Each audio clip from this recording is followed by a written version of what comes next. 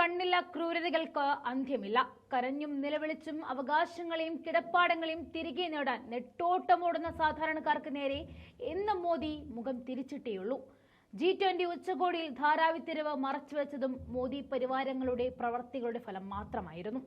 ഒരു കൂട്ടം ആളുകൾ താണുകീണപേക്ഷിക്കുകയാണ്, മോദിജി ഞങ്ങളുടെ കിടപ്പാടം തിരികെ തരുമെന്ന്. അവർ ഇരയായത് യോഗിയുടെ ബുൾഡോസർ നീതി നടപ്പിലാക്കലിലായിരുന്നു. അതിൽ ഒരാളാണ് ഹസീന ഫക്രു. 2 വർഷം മുൻപായിരുന്നു മധ്യപ്രദേശിലെ BJP സർക്കാർ അവരുടെ കിടപ്പാടങ്ങൾ ബുൾഡോസറുകൾ കൊണ്ട് ഇടിച്ചു നിരത്തിയത്.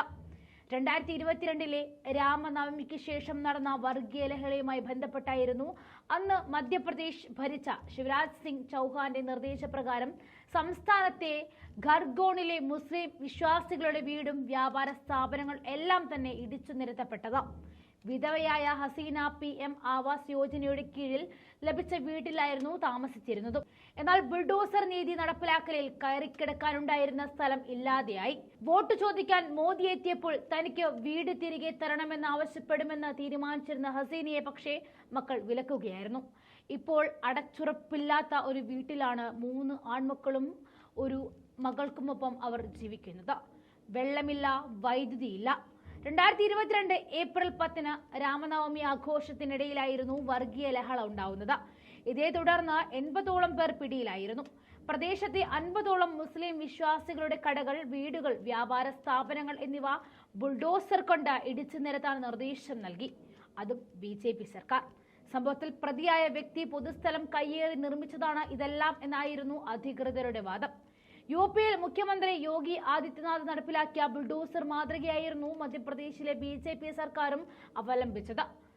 ആംനസ്റ്റിയുടെ ഫെബ്രുവരിയിൽ പുറത്തുവന്ന റിപ്പോർട്ട് അനുസരിച്ച് ഇത്തരത്തിൽ 128 ഇടിച്ചുനിരത്തൽ നടത്തിയതിൽ 617 പേരായിരുന്നു ഇരകളായത്.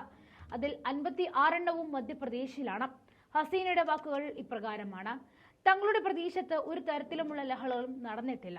ലഹള നടന്നിടത്തു നിന്നും വളരെ അകലെയാണ് ഞങ്ങളുടെ വീട്. ഒരു മുന്നറിയിപ്പും ഇല്ലാതെയായിരുന്നു വീടിടിച്ച് നിരത്തിയതും. വീടിടിച്ച് നിരത്തിയ ശേഷം വൈദ്യുതി മീറ്റർ പോലും എടുക്കാനുള്ള അവകാശമില്ലായിരുന്നു. ഇത് ഹസീനയുടെ മാത്രം അവസ്ഥയല്ല. ഈ സാഹചര്യത്തിലാണ് മോദി മധ്യപ്രദേശിൽ വോട്ട് ചോദിക്കാൻ എത്തിയത് എന്നാണ് നിങ്ങൾ ശ്രദ്ധിക്കേണ്ടത്. അവിടെയും വർഗീയത തുളുമ്പുന്ന വാക്കുകളായിരുന്നു പറഞ്ഞതും മോദി. ഇനിയും മോദിക്ക് വേണ്ടി കൊടിപിടിക്കുന്ന ആളുകളോട് പുച്ഛം തോന്നുന്നു. കാരണം മോദി വെറുപ്പെന്ന് ജനങ്ങളിൽ മാത്രമല്ല BJPക്കുള്ളിൽ തന്നെ ഉണ്ടെന്നുള്ളതാണ് സത്യം.